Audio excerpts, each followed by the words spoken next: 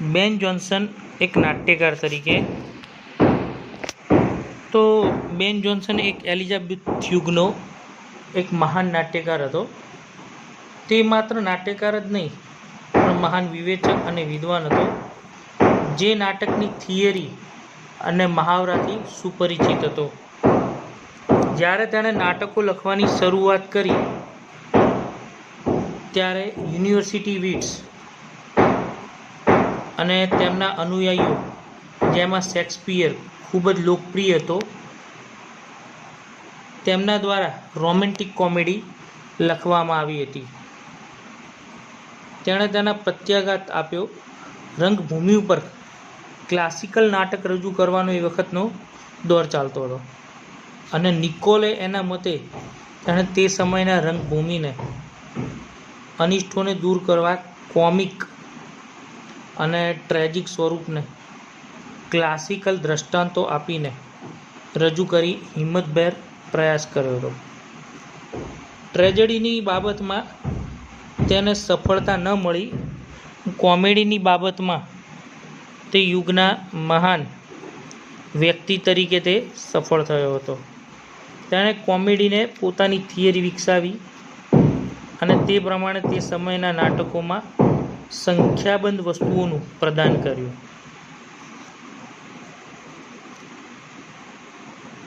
હવે આથી વાત થિયરી ઓફ કોમેડી. એના પછી જોઈએ realism in comedy. His first great merit lies in introducing realism in drama. He made drama a mirror of life and brought it closer to the realities of life. According to Thorndike, Johnson mirrored what he saw of men and manners with an untiring fidelity, colored his pictures with a hearty humor and interpreted by a sound morality.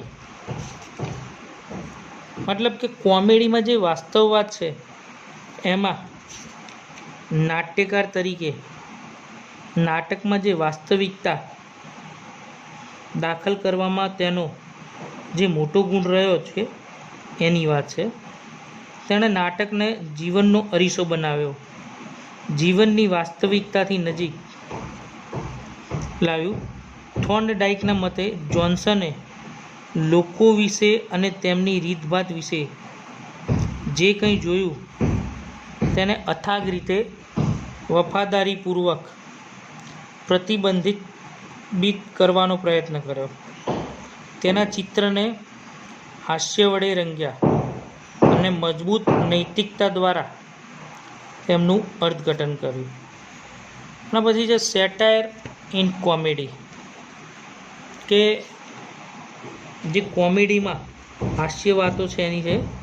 His second merit લે in ઇન્ટ્રોડ્યુસિંગ satire into English comedy. તેનો બીજો ગુણ અંગ્રેજીમાં કોમેડીનો વ્યંગ દાખલ કરવાનો હતો. According to Smith, he was committed to satire by his conceptions of the purpose of comedy.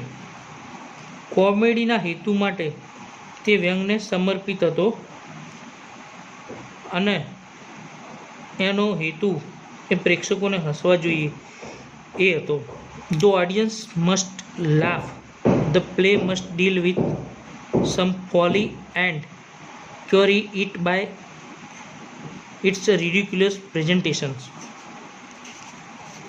નાટકમાં એવા દોષો વ્યક્ત થવા જોઈએ કે જેનો ઈલાજ હાસ્યાસ્પદ રજૂઆત દ્વારા જ થઈ શકે. A comedy was comical satire for him. He therefore introduced the humor conception in his dramas. He created character with some particular humor and tried to cure it by laughing at them. એક હાસ્યાસ્પદ વ્યંગ હતી તેથી તેણે હાસ્યરસને કોમેડીમાં રજૂ કર્યો. તેણે અમુક હ્યુમરવાળા પાત્રોનું સર્જન કર્યું અને તેમની સામે હસીને તેનો ઈલાજ કર્યો. પણ કોમેડીનો મુખ્ય ગુણ એ પાત્ર લેખન છે અને શેક્સપિયરમાં તેના વાર્તા દ્વારા આ ગુણધર્મોનું નિર્માણ થતું નથી, પણ વિદ્વાનો અને ક્લાસિકલ કોમેડીના મોડલના નિરીક્ષણથી સીમિત બને છે. જોન્સનને પોતાના હેતુ દ્વારા કે દરેક વ્યક્તિએ કોઈ એક હ્યુમરને દ્રષ્ટાંતિત કરવું જોઈએ. હવે જોઈએ પ્લોટ ઓફ જોન્સન. તો the above lead him to create original plots for his dramas. Shakespeare borrowed his plot from various sources, but Johnson created his own plots to fit in with his humor conceptions of drama. જે જોન્સનનો plot છે એમાં ઉપરોક્ત બાબતો જોન્સનને મૌલિક plot સર્જવાની ફરજ પાડે છે. Shakespeare તેના plot વિવિધ સ્ત્રોતોમાંથી ઉછીનો લેતો, પણ જોન્સને મૌલિક પ્લોટોનું સર્જન કરીને નાટકના હ્યુમર સાથે તેનું જોડાણ કર્યું. પ્લોટની બાબતમાં તેણે બે સિદ્ધાંતોને અનુસર્યા. પ્રથમ તો એ નાટક એક દિવસના સમય સુધી મર્યાદિત હોવું જોઈએ.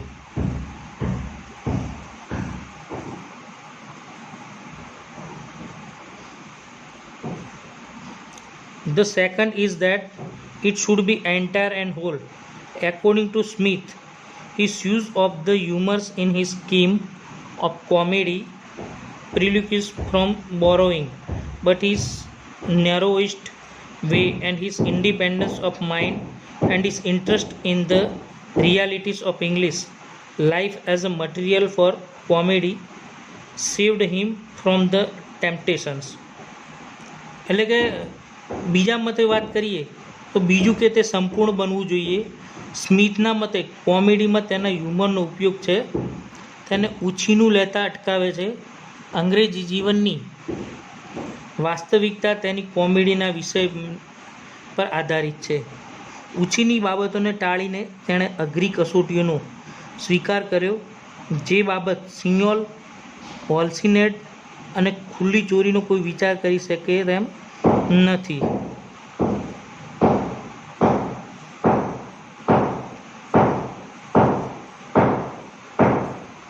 By declining to be borrower, he has invented the severest test which no one ever thinks of applying in case of open theft from Clinton and Hollisned.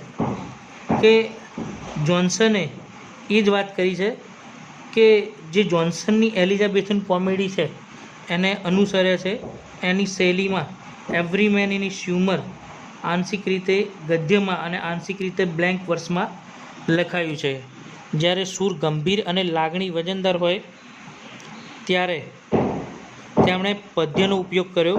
વૃદ્ધ નોવેલ અને કાઇટલી બ્લેન્ક વર્સમાં બોલે છે. ઉચ્ચ પદ્ય એ વૃદ્ધ નોવેલ તથા કાઇટલી માટે ઈર્ષાની અભિવ્યક્તિનું માધ્યમ બને છે. Use of blank verse. The blank verse is well suited to the everyday tone of the play and to the prosonic character of the speakers. નાટકના રોજિંદા સૂર માટે બ્લેન્ક વર્સ યોગ્ય રીતે બંધ બેસે છે. તે મૂળભૂત રીતે નાટ્યાત્મક પદ્ય છે જે રંગભૂમિ માટે બંધ બેસતું છે. It is basically a dramatic verse well suited for stage speech. The opening lines of novel speech at the beginning of 2-3 may be cited as example. નોવેલની શરૂઆતની વાણી બીજા અંકના ત્રીજા દ્રશ્યમાનને દ્રષ્ટાંત તરીકે લઈ શકાય. હું વિચારો ખોઈ શકતો નથી, છતાંય આ પત્ર જે મારા પુત્રને મોકલવામાં આવ્યો તેને છોડી શકતો નથી. હું બદલાતી રીતભાતની પ્રશંસા કરું છું અને રાજ્યમાં મારી યુવાની પછી મારા પુત્રનો ઉછેર થઈ રહ્યો છે તેની પ્રશંસા કરું છું.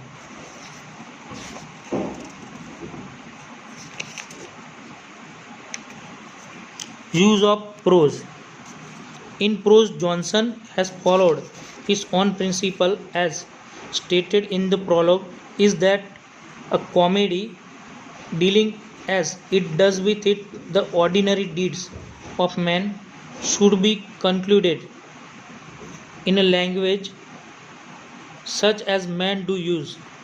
His character belonged to the middle and lower classes, and the language is suited to the characters. ગદ્યની બાબતમાં જોન્સન પોતાના સિદ્ધાંતોને અનુસરે છે અને જેને પ્રોલોગમાં નોંધવામાં આવ્યું છે કે આ એક કોમેડી છે જેમાં વ્યક્તિને સામાન્ય કૃત્યોને ધ્યાનમાં લેવામાં આવે છે અને જે ભાષાનો લોકો ઉપયોગ કરે છે તે ભાષામાં વ્યક્ત કરવામાં આવે છે. તેના પાત્રો મધ્યમ અને નીચલા વર્ગમાંથી આવે છે અને ભાષામાં વ્યક્ત કરવામાં આવે છે. તેના પાત્રો દ્વારા એના પર બંધબેસતી હોય છે. હાસ્ય અસર માટે તે હોશિયારીપૂર્વકના શબ્દો અને કટાક્ષની જગ્યાએ પરિસ્થિતિ અને પાત્રો પર આધાર રાખે છે. R.S. Knox, these impressions of every day actually which the language of the play lives in further heightened by the very large language of the play lives further heightened by very large number of words, phrases and topical allusions. Indeed, in his deliberate aim to keep the language as a true to life as is possible for an artist, Johnson more than any of our older playwrights has anticipated what has become a demand of our modern naturalistic drama. કે Johnson જે R.S. નોક્સના મતે રોજિંદા જીવનની વાસ્તવિકતાની છાપ જે નાટકની ભાષા આપણા પર છોડે છે તેને આગળ સંખ્યાબંધ શબ્દપ્રયોગો અને સંદર્ભો અને ઉચ્ચ સ્તરીય બનાવવામાં આવે છે. ચોક્કસ તેના ધ્યેયમાં ભાષાને જીવનની વાસ્તવિકતા સાથે રાખવામાં એક કલાકાર તરીકે તે સફળ રહ્યો છે. જોન્સન તેના જૂના નાટ્યકારો કરતાં વધુ સારી રીતે આપણા આધુનિક નેચરાલિસ્ટિક્સ નાટકની માંગ માટે પૂર્વધારણા કરે છે. અને weakness of Johnson. In the above mentioned manners, Johnson added much to English comedy, but he has got a number of weaknesses. The first is that he strictly stuck to rules, regulations, icotrines, and principles, with the result that his creative imaginations and genius were completely crushed. જોન્સનની નિર્બળતા એ બતાવે છે કે જે રીતોમાં અંગ્રેજી કોમેડીમાં ઘણો ઉમેરો કર્યો છે તેનામાં સંખ્યાબંધ નબળાઈઓ પણ છે. પ્રથમ તો એ કે તે ચુસ્ત રીતે નિયમોને અને સિદ્ધાંતોને વળગી રહે છે. પરિણામે તેની સર્જનાત્મક શક્તિ અને પ્રતિભા સંપૂર્ણ રીતે છૂંદાઈ જાય છે. બીજું કે તે એવી છાપ આપે છે જાણે કે તે ઊંચા જ્ઞાનની રંગભૂમિ પરથી વિદ્યાર્થી પ્રેક્ષકોને સંબોધન કરતો હોય તેવી વાત છે. Secondly, he gives the impression that he is addressing a pupil audience from a high stage of learning. His schoolmasterly habit undoubts his art. Thirdly, his characters are limited by his humorous conceptions and Therefore, they do not develop and remain stagey and theatrical. Fourthly, though his plots are original, they are rarely composite wholes. Fifthly, his satirical nerves is so strong that it deprives him of public sympathy. એના પછી વાત છે કે જે સર્જનાત્મક શક્તિ છે અને પ્રતિભા સંપૂર્ણતે છૂંદાઈ જાય છે. બીજું કે એવી છાપ આપે છે જાણે કે ઊંચા જ્ઞાનની રંગભૂમિ પરથી વિદ્યાર્થી પ્રેક્ષકોને સંબોધન કરતો હોય. તેની શિક્ષક તરીકેની ટેવ તેની કલાને નુકસાન કરે છે. ત્રીજું, તેના પાત્રો તેના હ્યુમરના ખ્યાલથી સીમિત છે અને તેથી તેમનો વિકાસ થતો નથી. ચોથું એ કે તેના પ્લોટ મૌલિક છે, તેઓ ભાગ્યે જ સંપૂર્ણ છે. પાંચમું, તેનું વ્યંગાત્મક અભિગમ એટલો બધો મજબૂત છે કે તે જાહેર સહાનુભૂતિ ગુમાવે છે. તેનામાં ઉલ્લાસ અને વિશાળ સહાનુભૂતિ જે શેક્સપિયરમાં જોવા મળે છે તે તેનામાં ઉણપ છે. છેલ્લે, તે કોમેડીમાં વાસ્તવિક હ્યુમરની ઉણપ છે. તેઓ મુખ્યત્વે બુદ્ધિ, ચાતુર્ય અને વ્યંગ પર આધારિત છે. નિકોલના મતે કોમેડી ઓફ હ્યુમર્સની અવગણના થાય છે અને પ્રસંગોપાત બુદ્ધિ, ચાતુર્ય અને ઘણીવાર વ્યંગ ઉપર રચાયેલી છે.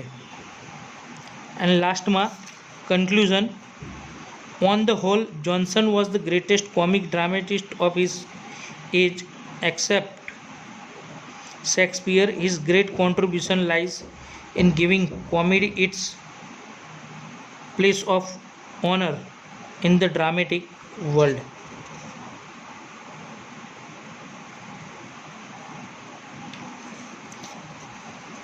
શેક્સપિયરને બાદ કરતાં બોયન જોન્સને તેના યુગનો મહાન હાસ્ય નાટ્યકાર હતો. કોમેડીના નાટ્યાત્મક દુનિયામાં યોગ્ય સ્થાન અપાવવામાં જોન્સનનો મહાન ફાળો રહ્યો છે. તો મિત્રો, અહીંયા આપણો every man in his humour એના વિશે વાત પૂરી થાય છે. અને હવે પછીના વિડીયો લેક્ચરમાં એક નવા નાટક અને નવા ડ્રામા પ્લે સાથે આપણે મળીશું. Thank you very much. બધા જ મિત્રો ઘરે રહો, સુરક્ષિત રહો, સલામત રહો. અને હવે પછીના આપણે વિડીયો લેક્ચરમાં મળીશું. Thank you.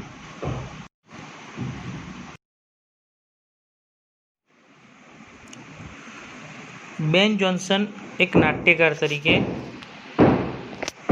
તો બેન જોન્સન એક એલિઝાબેથ યુગનો એક મહાન નાટ્યકાર હતો. તે માત્ર નાટ્યકાર જ નહીં પણ મહાન વિવેચક અને વિદ્વાન હતો, જે નાટકની થિયરી અને મહાવરાથી સુપરિચિત હતો. જ્યારે તેણે નાટકો લખવાની શરૂઆત કરી ત્યારે યુનિવર્સિટી વીટ્સ અને તેમના અનુયાયીઓ, જેમાં શેક્સપિયર ખૂબ જ લોકપ્રિય હતો, તેમના દ્વારા રોમેન્ટિક કોમેડી લખવામાં આવી હતી. તેણે તેના પ્રત્યાઘાત આપ્યો. રંગભૂમિ ઉપર ક્લાસિકલ નાટક રજૂ કરવાનો એ વખતનો દોર ચાલતો હતો અને નિકોલે એના મતે તેણે તે સમયના રંગભૂમિને અનિષ્ટોને દૂર કરવા કોમિક અને ટ્રેજિક સ્વરૂપને ક્લાસિકલ દ્રષ્ટાંતો આપીને રજૂ કરી હિંમતભેર પ્રયાસ કર્યો હતો. ટ્રેજેડીની બાબતમાં તેને સફળતા ન મળી. કોમેડીની બાબતમાં તે યુગના મહાન વ્યક્તિ તરીકે તે સફળ થયો હતો. તેણે કોમેડીને પોતાની થિયરી વિકસાવી અને તે પ્રમાણે તે સમયના નાટકોમાં સંખ્યાબંધ વસ્તુઓનું પ્રદાન કર્યું.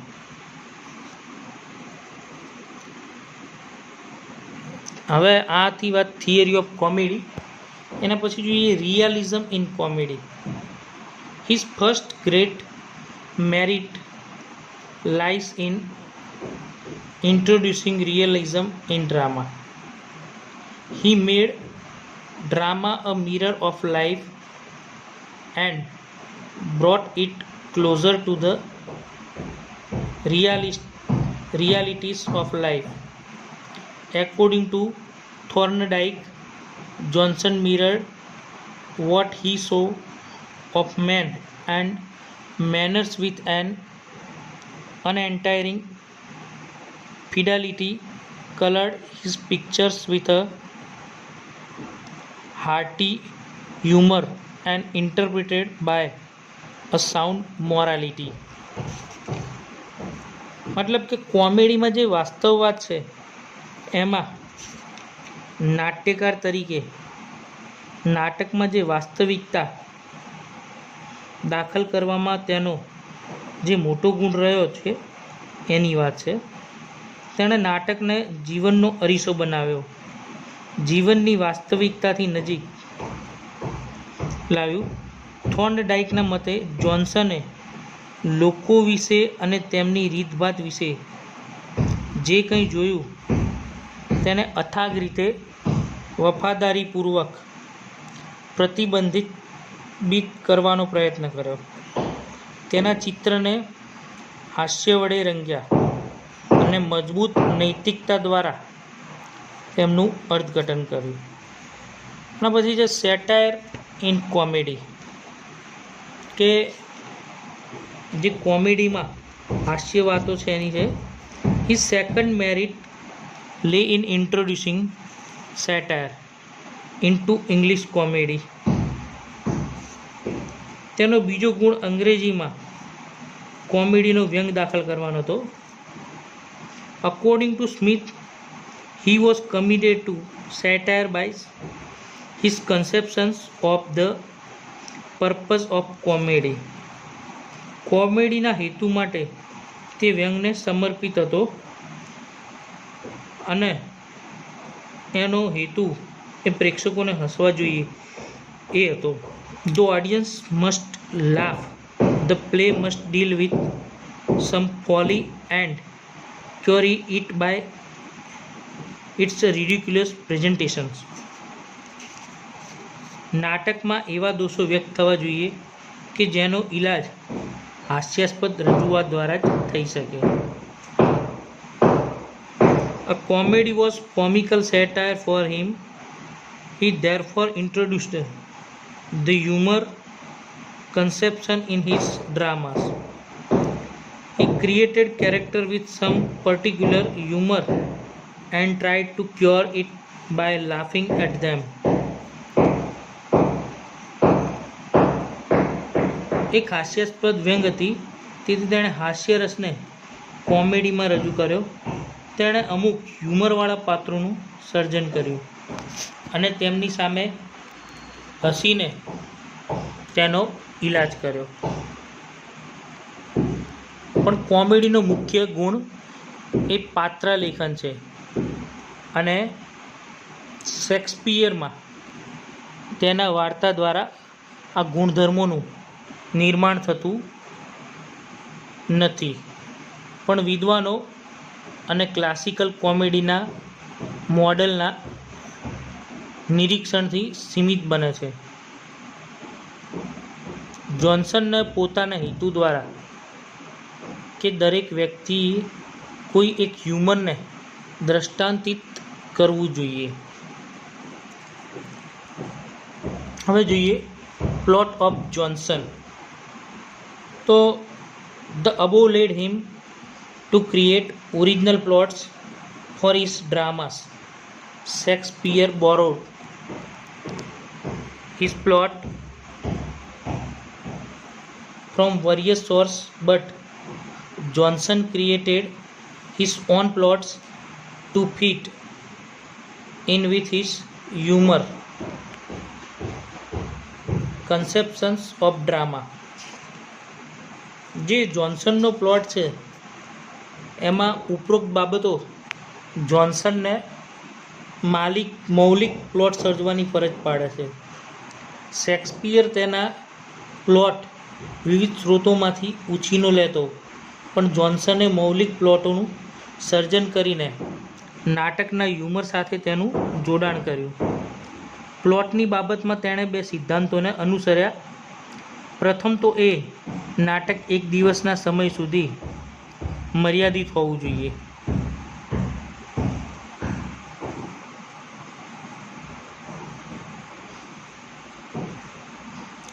The second is that it should be entire and whole. According to Smith, his use of the humors in his scheme of comedy precludes from borrowing, but his narrowest way and his independence of mind and his interest in the realities of English life as a material for comedy saved him from the temptations. એટલે કે બીજા મતે વાત કરીએ તો બીજું કે તે સંપૂર્ણ બનવું જોઈએ. સ્મિથના મતે કોમેડીમાં તેના હ્યુમરનો ઉપયોગ છે તેને ઉછીનું લેતા અટકાવે છે. અંગ્રેજી જીવનની વાસ્તવિકતા તેની કોમેડીના વિષય પર આધારિત છે. ઉછીની બાબતોને ટાળીને તેણે અઘરી કસોટીઓનો સ્વીકાર કર્યો, જે બાબત સિયોલ, હોલ્સિનેડ અને ખુલ્લી ચોરીનો કોઈ વિચાર કરી શકે તેમ નથી.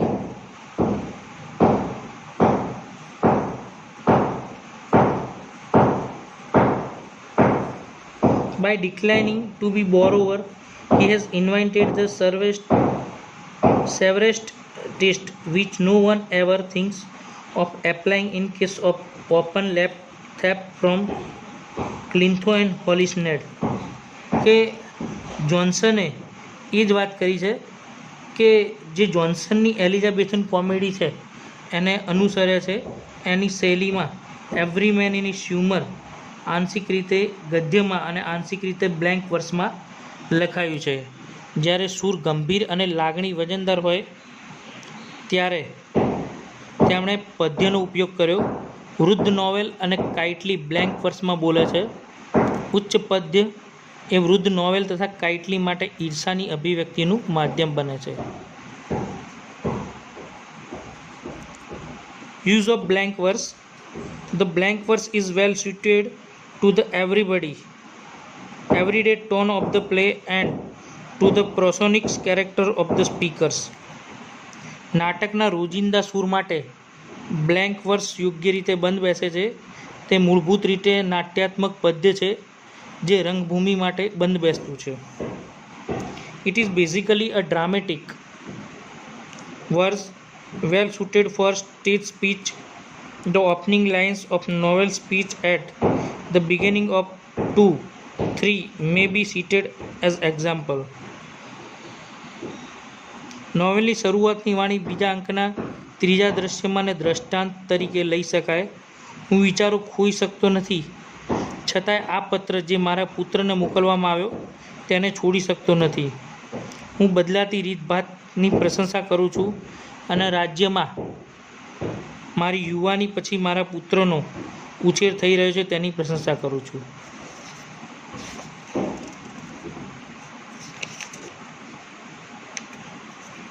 Use of prose. In prose, Johnson has followed his own principle as stated in the prologue, is that a comedy dealing as it does with it the ordinary deeds of men should be concluded in a language such as men do use. His character belonged to the middle and lower classes, and the language is suited to the characters.